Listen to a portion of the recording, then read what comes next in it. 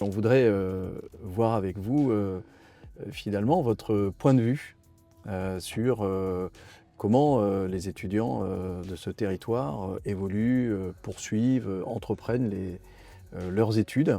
Quelle est l'offre de formation et comment les étudiants arrivent à briser les plafonds de verre. Et c'est un sujet particulièrement intéressant, important pour vous, puisque vous êtes fondateur d'une association qui justement a cette raison d'être. Exactement, et, c'est le cas, je suis cofondateur donc, de la Nièvre aux grandes écoles, qui s'inscrit dans la coordination des territoires aux grandes écoles.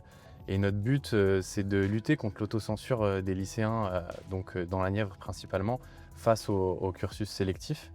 Et pour répondre à votre question, je trouve qu'il y a un vrai changement ces dernières années. Face comment les lycéens de la Nièvre et la jeunesse de la Nièvre perçoit un avenir dans la Nièvre.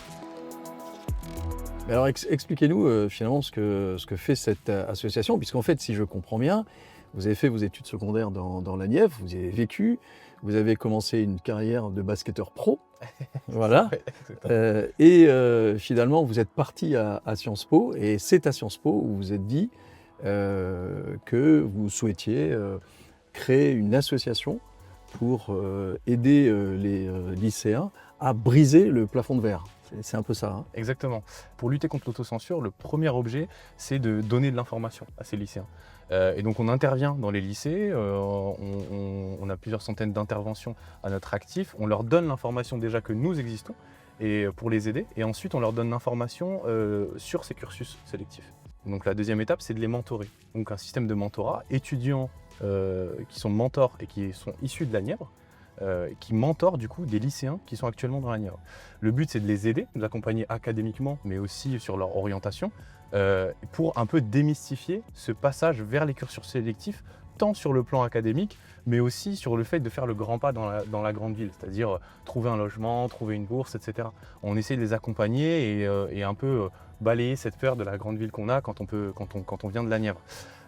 Et ensuite, la troisième étape, c'est un dispositif de bourse qu'on a récemment mis en place et auquel le Crédit Agricole Centre-Loire participe et nous aide à le financer.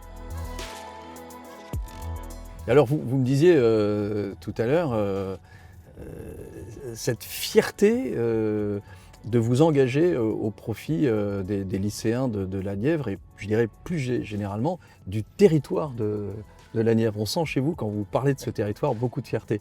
Oui, clairement.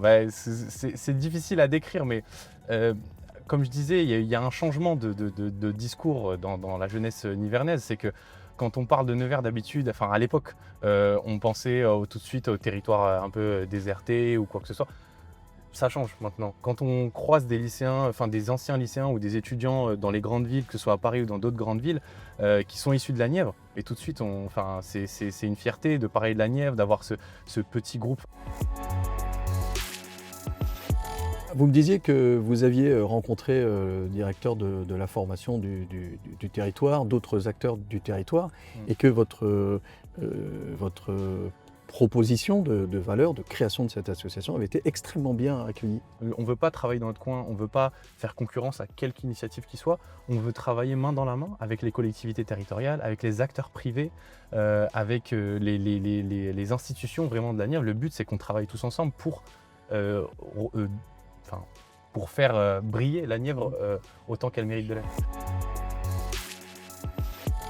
Dans cette démarche de lutte contre l'autocensure ou contre le déterminisme social, quelle est la place que peuvent prendre les entreprises pour contribuer à faire en sorte qu'il n'y ait pas de plafond de verre et que finalement chacun puisse trouver des études à la hauteur de ses propres capacités?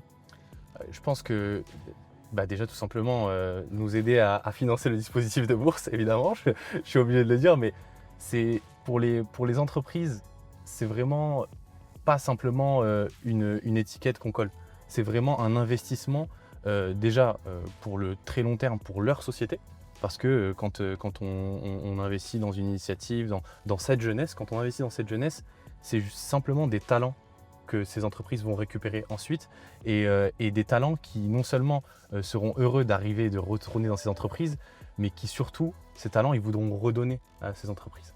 Et c'est un peu ce sur quoi on compte pour cette jeunesse nivernaise, c'est que non seulement il faut lui donner, mais elle va redonner, c'est sûr, elle va rendre.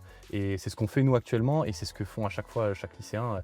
On dit, notre message c'est partir pour mieux revenir, mais le revenir est le plus important, et à chaque fois il redonne. À chaque fois, ça marche. À chaque fois ça marche. Walid, merci beaucoup de cet Merci à échange. vous. Merci à vous. Merci beaucoup.